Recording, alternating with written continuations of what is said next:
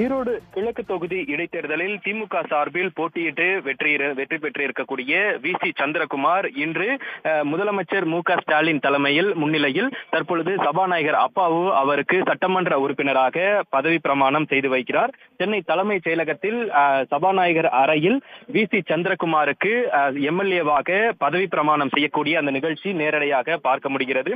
இந்த நிகழ்வில் துணை முதலமைச்சர் உள்ளிட்ட அமைச்சர்கள் உள்ளிட்டோர் பங்கேற்றிருக்கிறார்கள். அவர்களோடு அதே திமுகவினுடைய கூட்டணி கட்சியினுடைய தலைவர்களாக இருக்கக்கூடிய இந்திய கம்யூனிஸ்ட், மார்க்சிஸ்ட் கம்யூனிஸ்ட் மற்றும் மதிமுகவினுடைய பொதுச் செயலாளர் வைகோ, அதே போன்று கொங்கு நாடு மக்கள் தேசிய கட்சியினுடைய தலைவர் கொங்கு ஈஸ்வரன், விடுதலை சிறுத்தைகள் கட்சியினுடைய தலைவர்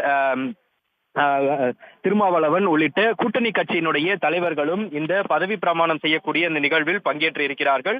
கூட்டணி கட்சியின் சார்பில் வந்திருக்கக்கூடிய இந்த தலைவர்களுக்கும் அதே போன்று முதலமைச்சருக்கும் சபாநாயகர் அப்பாவு சால்வை அணிவித்து மரியாதை செலுத்தியிருந்தார். அதனைத் தொடர்ந்து வெற்றி பெற்றிருக்கக்கூடிய ஈரோடு கிழக்கு தொகுதியினுடைய சட்டமன்ற உறுப்பினராக இன்று வி.சி. சந்திரகுமார் பதவி பிரமாணம் ஏற்க இருக்கிறார். அதன் பிறகு அவர் எம்எல்ஏவாக கையெழுத்திட்டு இன்று முதல் அவர் சட்டமன்ற உறுப்பினராக பதவியேற்பதற்குண்டான அதிகாரப்பூர்வமான நாளாக இன்று பார்க்கப்படுகிறது. அது மட்டுமல்லாமல் ஈரோடு கிழக்கு தொகுதிக்கு 3வது முறையாக இடைத்தேர்தல் இந்த 3 ஆண்டுகளில் நிகழ்ந்திருக்கிறது. அதிலும் குறிப்பாக 2021ஆம் ஆண்டு காங்கிரஸ் கட்சிக்கு ஒதுக்கப்பட்டிருந்த அந்த ஈரோடு கிழக்கு தொகுதியில் காங்கிரஸ் கட்சியின் சார்பில் திருமகன் ஈவேரா போட்டியிட்டு வெற்றி பெற்றிருந்தார். அதனைத் தொடர்ந்து அவர் உடல்நலக் குறைவின் காரணமாக காலமானதை அடுத்து இ.வி.கே.எஸ். இளங்கோவனுக்கு மீண்டும் ஈரோடு கிழக்கு தொகுதியில் இடைத்தேர்தலில் போட்டியிட வாய்ப்பானது திமுக கூட்டணி கட்சியின் சார்பாக வழங்கப்பட்டிருந்தது.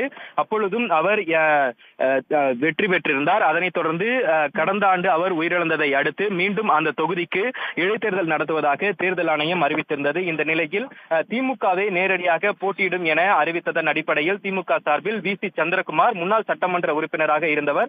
அதே ஈரோடு கிழக்கு தொகுதியில் 2011ஆம் ஆண்டு போட்டியிட்டு வெற்றி பெற்று வி.சி. சந்திரகுமாருக்கு திமுக சார்பில் மீண்டும் ஒரு வாய்ப்பு வழங்கப்பட்டிருந்தது. அவர் இந்த முறை 90,000 வாக்குகள் வித்தியாசத்தில் ஈரோடு கிழக்கு தொகுதி அந்த இடைத்தேர்தலில் வெற்றி பெற்று தற்பொழுது சட்டமன்ற உறுப்பினராக இன்றைய தினம் பதவி பிரமாணம் ஏற்க இருக்கிறார்.